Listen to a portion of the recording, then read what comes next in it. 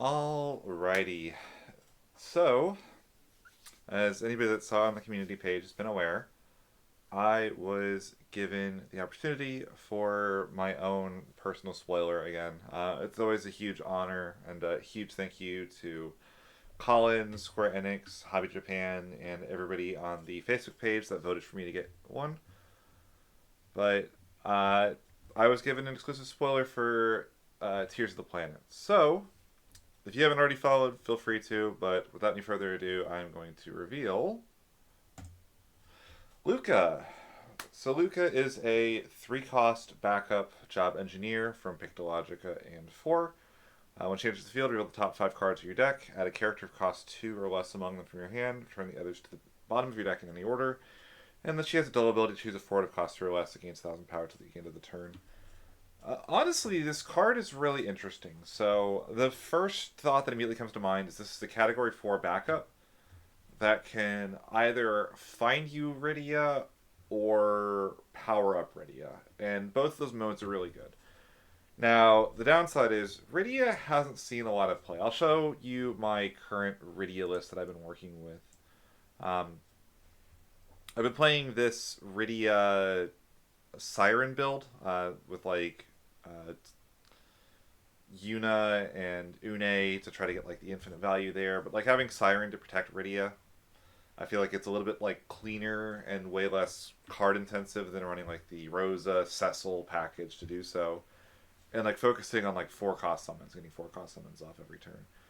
And in this deck, I'm on 2 copies of the old Luca as just a Earth Category 4 backup. And in most situations, this Luca is going to be better in this deck.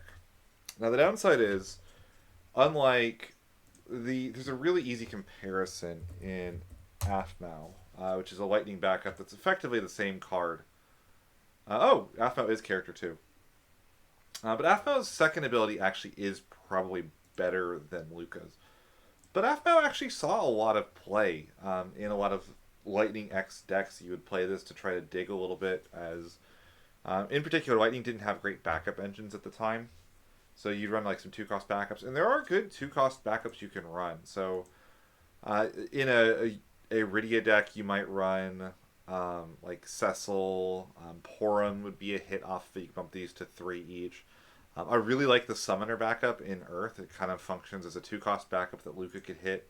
That also would be engine to get cards back for Iridia.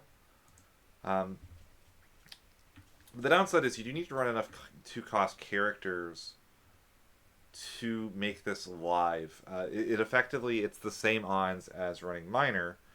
Unfortunately, my normal hypergeometric calculator site is down. I gotta learn how to use a new one. Let me see if I can find a hypergeometric calculator. Hypergeometric.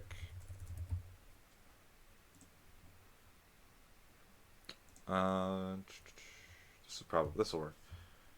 So yeah, if you assume Lucas in the deck, that means there's on the field. That means there's 49 other cards in the deck. She's revealing 5. If you run say 15 2 costs and you need at least one 85% hit chance, it's pretty decent, honestly. And like I said, you could do 3 Rydia, 3 Summoner, 3 Cecil, 2 Porum, and a Palm that gets you to 12, which, just have to stretch a little bit more to get it to 15. Echidna can get you up a little bit as well. There's definitely ways of making this work in the deck.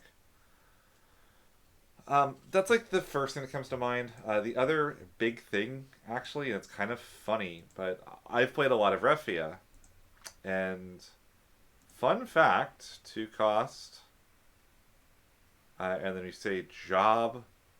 Where's job on this? Job. It's actually a really solid backup for Warrior of Light decks, like Refia Control. You can get Lena, you can get any number of Bartzes, they're all 2 costs or less, including the 1 cost. Put a 1 in here as well. But like this Warrior of Light, I think is actually a pretty solid card.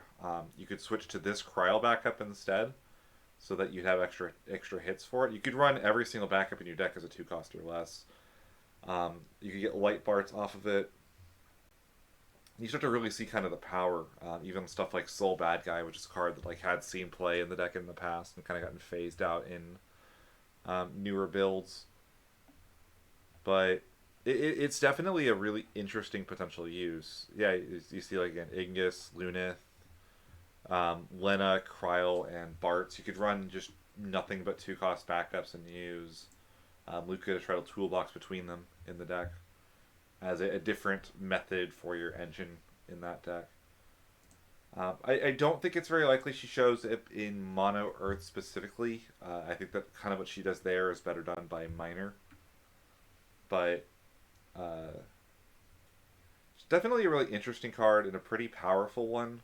She'll probably see play at some point in the game's history.